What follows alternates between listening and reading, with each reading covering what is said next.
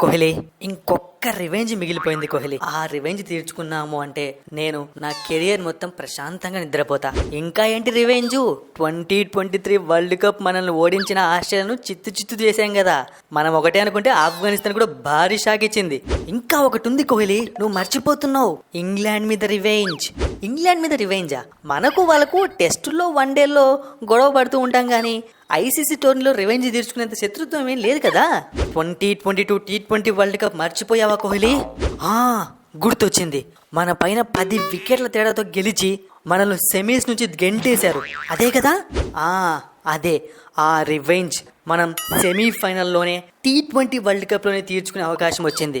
ఇదిగో రోహిత్ అన్న, ఈ రివెంజ్లు ఇవన్నీ ఆస్ట్రేలియాతో పాకిస్తాన్తో సెట్ అవుతాయి, ఇంగ్లాండ్తో అస్సలు సెట్ కావు. తెలుసు కదా ఇంగ్లాండ్ అంటే ఏంటో, ధడ్ ఆడిస్తుంది అందరినీ. అంత లేదు బట్లర్, నాకు కోహ్లీకి ఇదే లాస్ట్ T20 వరల్డ్ కప్ అని తెలుసు.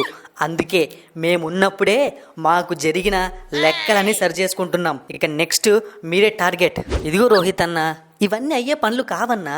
మా బ్యాట్స్మెన్స్ ఎలాంటి స్ట్రైక్ రేట్తో బ్యాటింగ్ చేస్తారో తెలుసా? మా వాళ్ళు వన్డే బ్యాటింగ్ ఆడతారా? మేము కూడా అలాగే ఆడతాం. ఎక్కువ ఊహించుకోకు జాస్ బట్లర్, ఇది ఐపీఎల్ కాదు, రాజస్థాన్ రాయల్స్ కాదు, ఇంటర్నేషనల్ ఫార్మాట్ ఇది. ఇదిగో విరాట్ కోహ్లీ అన్న, నువ్వు ఫామ్లో లేవు, నువ్వు ఇక్కడ మాట్లాడడానికి నీకు అర్హత లేదు. జాస్ బట్లర్, విరాట్ కోహ్లీకి అర్హత లేదంటావా? విరాట్ కోహ్లీ ఎవరో తెలుసా? మన ఇండియన్ క్రికెట్కు కింగ్. మా టీంలోని ప్రతి సభ్యునికి మాట్లాడే అర్హత ఉంది. ఎందుకంటే ఇన్ని రోజులు మేము సాధించిన విజయాలన్నీ టీం విజయాలు. మీలాగా ఒకరి మీద ఆధారపడి మేము గెలిచలేదు. ఇప్పుడు ఏమంటారు? మీరు మా పైన గెలిచి ఫైనల్స్కి వెళ్తామంటారు, అంతేనా?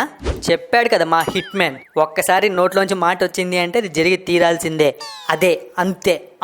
కోహ్లీ అన్న, రోహిత్ అన్న, మీకు ఒకటి చెప్తా వినండి. మీరు వరల్డ్ కప్ కొట్టాలి అని ఆశపడ్డంలో తప్పు లేదు, కానీ మమ్మల్ని ఓడించి కొట్టాలనుకుంటున్నారు చూడు, అదే అత్యాశ. ఎందుకంటే మేము ఓపెనర్స్ ఇద్దరమే ఈజీగా ఆడుతూ పాడుతూ 200 కొట్టేస్తాం, తెలుసా?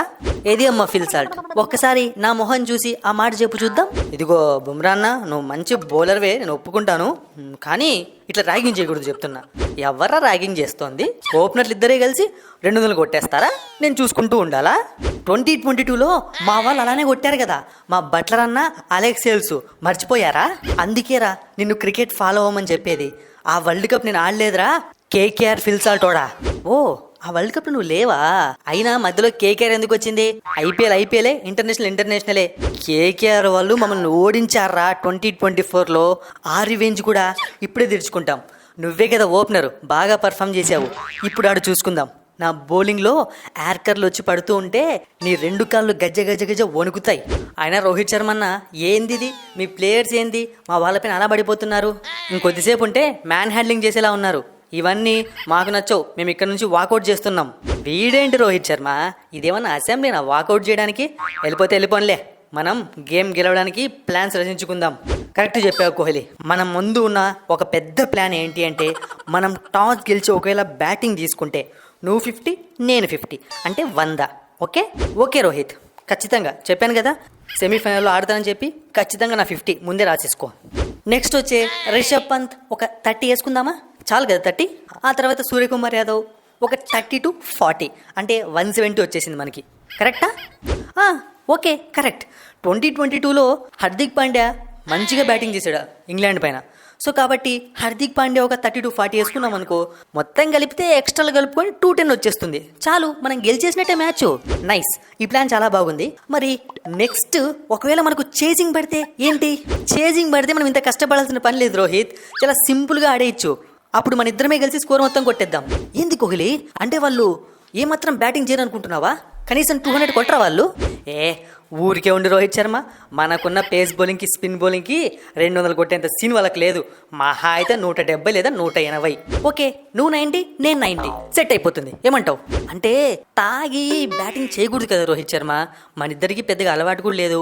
90లు అవసరం అంటావా? అయ్యో విరాట్ కోహ్లీ, నేను చెప్తోంది 90 రన్స్, తాగే 90 కాదు. సారీ, అలా అంటావా? ఓకే, ప్లాన్ మొత్తం సెట్ అయిపోయింది. ఇక సెమీఫైనల్లో మనం గెలవడమే మన ముందున్న ఒక పెద్ద టార్గెట్.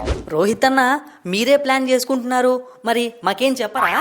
ఉండన్నా, ఫస్ట్ నీకు ఒకటి చెప్పాలా, నీకు టేక్ ఏ బౌ అన్న. ఎందుకంటే ఏం ఆడినావన్నా ఆస్ట్రేలియా పైన ఏం కొట్టుడన్నా అది?